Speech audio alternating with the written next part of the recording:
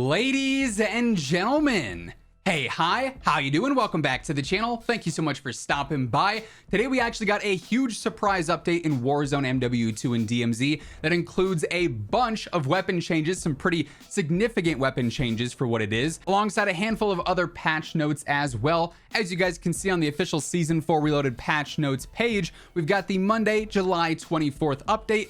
And initially here we got a couple of bug fixes.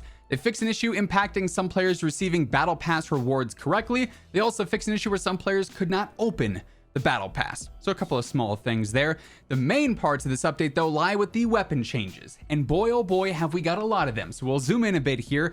For rifles, on the Lockman 5.56, and this is incredibly surprising to me, the maximum damage has been decreased.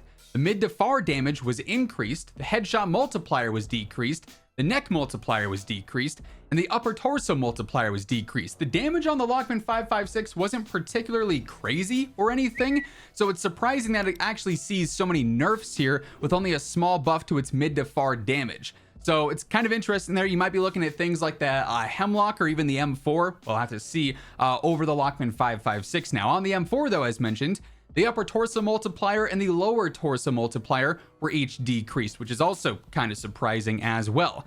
On the TAC 56, the headshot multiplier was actually decreased, so they're just going through and nerfing a lot of the rifles, which I find surprising because these are the lower damage rifles for the most part. Like the TAC 56 was not anything all that crazy, but it's now going to be worse than it was before, so really not worth using. The Tempest Razorback got a minimum damage increase, so that's going to be its long range damage, and its limb multipliers were increased, so that's now better than it was before. Interesting to see.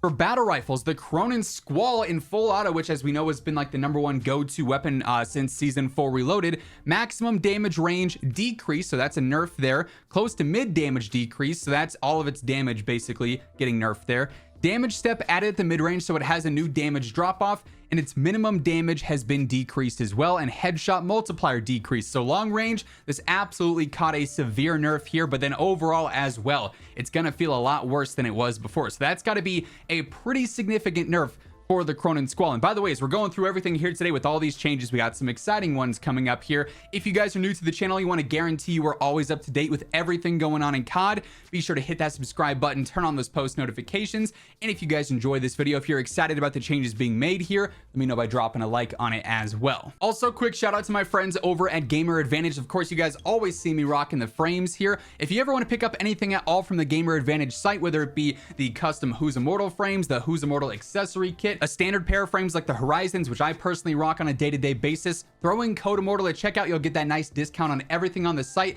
They offer plenty of different frame options. They got prescription or regular lenses, quite literally something for everyone. But moving into the handguns here, we get some very exciting changes. So the Basilisk, they fixed an issue with the Akimbo Snakeshot Basilisk where its damage profile was higher than intended. As we know, the Basilisk has been absolutely crazy here, super broken in the first 12 meters or so. That's no longer going to be the case. We actually have a consistent close range meta now because this has been nerfed. The F-Tac Siege also got its maximum damage decreased. Now maximum damage is going to be close range, and quite frankly this is a bit surprising to me because the F-Tac Siege wasn't all that crazy in the close range. For a pistol, it was still losing to the SMGs in the first 10 to 15 meters, and then after that it'd take over a little bit and become a bit more competitive there in like the mid-range area. So the fact that its close range damage is being nerfed here is a little bit surprising. We also have the X13 auto. They fixed an issue that caused the X13 auto's damage profile to be higher than intended. Also, its maximum damage was decreased, so again, it's close range damage, and this also means that the crazy broken X13/Mac 10 loadout is going to be nerfed as well. So basically, the close range meta is back to being fixed. Obviously, the Akimbo Snakeshots and the X13 were completely breaking the game here and ruining the meta because they were so broken. Very glad to see that this has been adjusted and this has been updated because this is going to promote a much more healthy meta now, for sure. We also got some things with the shotguns here. On the MX Guardian, the maximum damage has been decreased, so that's its close range damage again. The close to mid damage was also decreased, its mid-range damage was decreased, its mid to far damage was decreased, and its minimum damage was decreased. So basically, every single damage range on the MX Guardian was nerfed here. That's no longer going to be a super viable option. I imagine the KV Broadside is going to completely take over there. And then for SMGs here on the ISO 45, they fixed an issue with the ISO 45 causing its upper right leg damage to be lower than intended. I wonder if maybe I had something to do with this getting fixed, because I did tweet out the other day. I was doing all these, statistic breakdowns on Sim, and I was researching for various things, and I noticed on the ISO 45, its leg damage was different on the right leg versus the left leg, and I tweeted about that. Hopefully that's the reason that that ended up getting fixed. It's a small thing, but it definitely was something that was a little wonky, so that's now set straight, and that'll be in order there. For attachments as well, on the KV broadside, the Dragon's Breath, the close to mid damage was decreased. I'm happy to see this nerf here. I'm curious to know if it's actually going to have an impact when you have 25 rounds available. Sure, the damage could be rough here, but at the same time, if you got 25 rounds to just spam, it's going to be feeling okay still, I would imagine, right?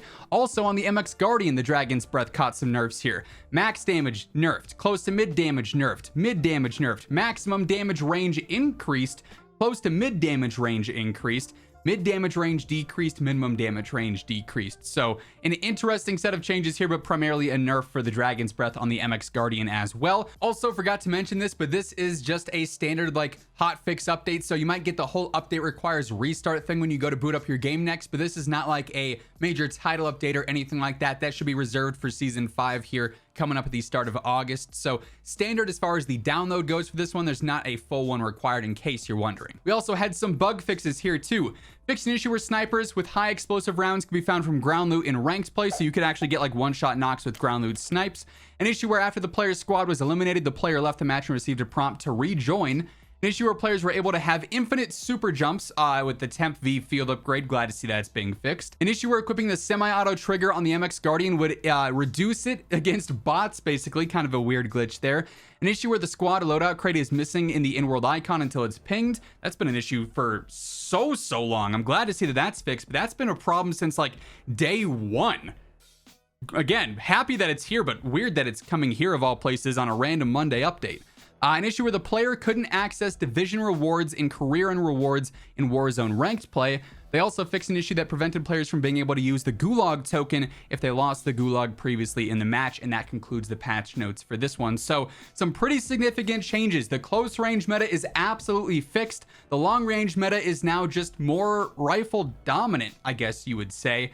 Really surprised by some of the changes here, but definitely some interesting meta updates nonetheless. And that being said, that is going to wrap things up for this one. If you enjoyed the video, let me know by dropping a like on it. And if you are new to the channel, be sure to hit that subscribe button on your way out. But once again, thank you so much for tuning in. And until next time, take it easy, have an awesome rest of your day, and I'll catch you guys later.